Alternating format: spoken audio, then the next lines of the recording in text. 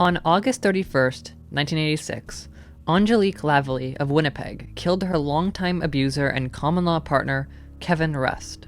After years of death threats and physical abuse, their relationship ended when Lavallee shot Rust in the back of the head as he walked away from her to return to a party in their home. Lavallee admitted to killing Rust, and was arrested and charged with second-degree murder, beginning a case that would bring changes to how intimate partner violence and self-defense are considered in the Canadian legal system. At her trial, Lavallee and her lawyer made the case that she had shot Rust in self-defense, with Lavallee claiming, "He told me he was going to kill me when everyone left." Lavallee's claim of self-defense, sourced from Section 34 of the Criminal Code, came with a problem though. To claim one's actions were in self-defense, an accused person had to be confronted by a threat in the moment of their defensive actions. There must be an imminent danger, and arguably, Lavallee was not in danger at the precise moment she fired the gun. Rust was shot and killed as he was leaving Lavallee.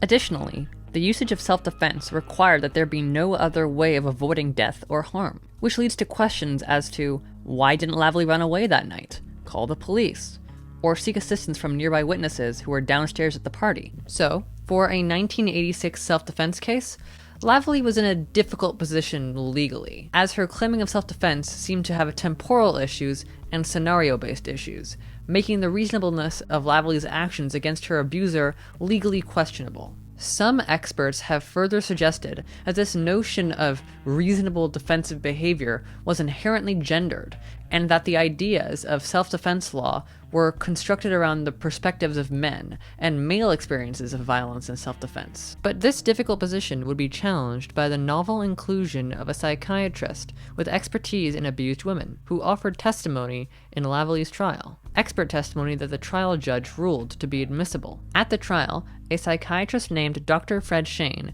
testified that women who are victims of abuse have a special understanding of when they will next experience violence, and the severity of that violence, bringing another factor into Lavallee preemptively defending herself, with Shane also asserting that abused women who fall under this area of battered woman syndrome feel trapped in their relationships, and that Lavallee herself was terrorized by Rust to the point of feeling trapped, vulnerable, worthless, and unable to escape the relationship.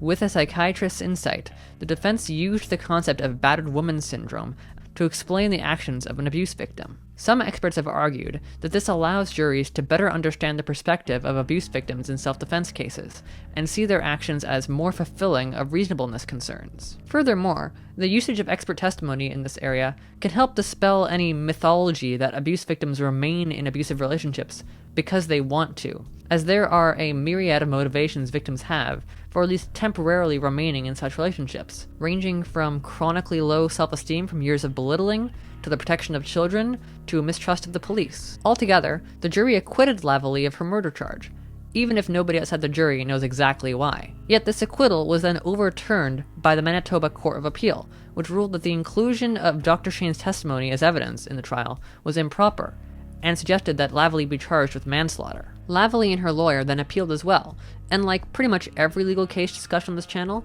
the case made its way to the Supreme Court.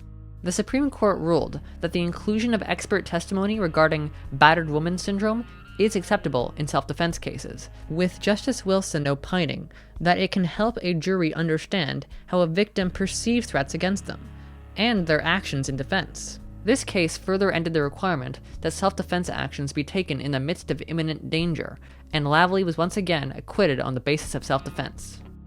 So, did this case radically change the results of self-defense cases in situations of intimate partner violence? Well, no. There hasn't really been an increase in the number of acquittals for abuse victims who kill their abusers in self-defense. But it is possible that the Lavallee case has been used in plea bargains to mitigate sentencing from a murder charge to a manslaughter. And academics have suggested that the usage of the concept of battered woman syndrome is less helpful to victims who are not seen by juries as proper victims, such as victims with addiction issues, victims who are engaged in illegal activities, victims who are people of color, or lower income victims. Yet R.V. Lavallee is a case where there was a recognition that despite the law treating people technically equally, it can sometimes treat people without equity, particularly in how the law surrounding self-defense was built with the expectations of reasonable behavior that failed to consider the experiences of women who are abuse victims, and a more equitable situation may be achieved